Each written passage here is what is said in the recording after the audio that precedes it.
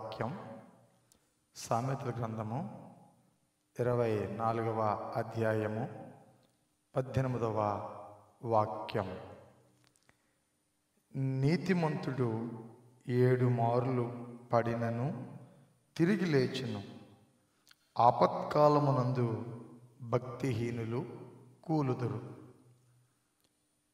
పరిశుద్ధాత్మ దేవుడు ఈ ఉదయకాలం మనతో మాట్లాడుచున్న మాటలు, నీతి కలిగి నివసించినప్పుడు మనకి ఎదురవుతున్నటువంటి ప్రతికూలమైన పరిస్థితులను గెలవడానికి ఆయన కృప చూపించే విషయంలో ఆయనే సాటి. ఎంతమంది అయితే నీతి కలిగి ఆయన మాటలు వింటూ ఉంటారో వాడు ఒకవేళ ఏదైనా ఆపద కలిగినప్పటికీ వాటి నుండి తప్పించబడేటువంటి వ్యక్తిగా నా ప్రభువు కృపను పొందుకొని ఏ అపాయము జరిగినను దాని నుంచి నా దేవుడు విడిపించటానికి కృప కలిగిన దేవుడు ఆయన. ఎందుకంటే దేవుడు మనతో మాట్లాడుచున్న మాటలు ఇవి. ఎన్నో ఇబ్బందులు, ఎన్నో సమస్యలు. ఈ ఉదయకాలమే దేవుడు నీతో మాట్లాడుచున్న మాట, నీతిమంతుడు ఒకవేళ ఏదైనా ఇబ్బంది కలిగినా ముందు నాటికి మహా సంతోషించబడేటువంటి దేవుని కృపను పొందుకుంటారు. దేవుని వాక్యంలో పేతురు రాసిన పత్రికలో ఈ విధంగా మాట్లాడుతున్నాడు ఆయన. 1 పేతురు 4వ అధ్యాయము 12వ వాక్యంలో ఈ విధంగా చెబుతున్నాడు, ప్రియులారా, మిమ్మును శోధించుటకు మీకు కలుగుచున్న అగ్ని వంటి మహాశ్రమను గూర్చి మీకేదో ఒక వింత సంభవించినట్లుగా ఆశ్చర్యపడొద్దు. క్రీస్తు మహిమ బయలుపరచబడినప్పుడు మీరు మహానందముతోనూ సంతోషించు నిమిత్తము క్రీస్తు శ్రమలలో మీరు పాలివారై ఉన్నంతగా సంతోషించాలి.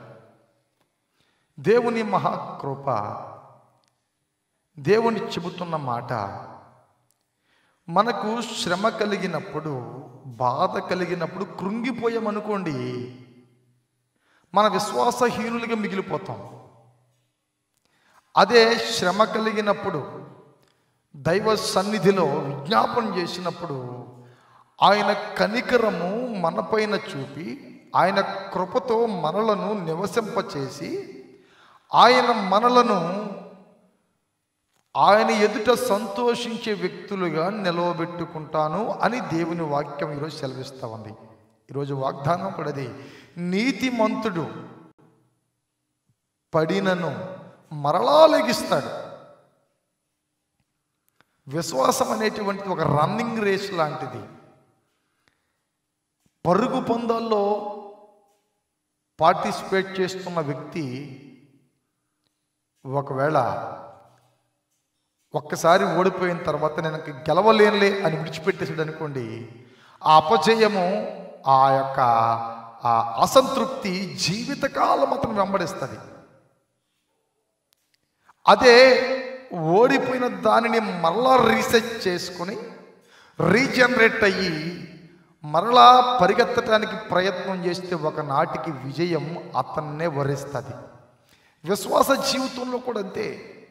మనము ఖచ్చితంగా శోధన కలిగినప్పుడు కృంగిపోతే భక్తిహీనులమే.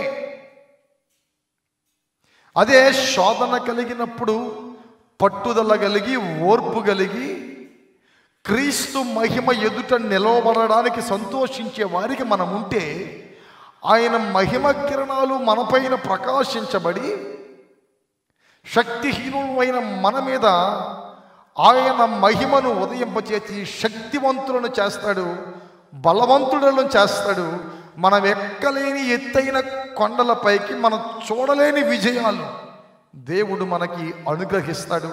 అటువంటి విజయోత్సవమైనటువంటి జీవితాన్ని నా ప్రభువు ఈ రోజున దేవుడు నీకు అనుగ్రహించునుగాక. God bless you. దేవుడు మిమ్మలను మీ కుటుంబాలను దీవించి తన కౌగిటిలో సంరక్షించునుగాక. ఆమెన్.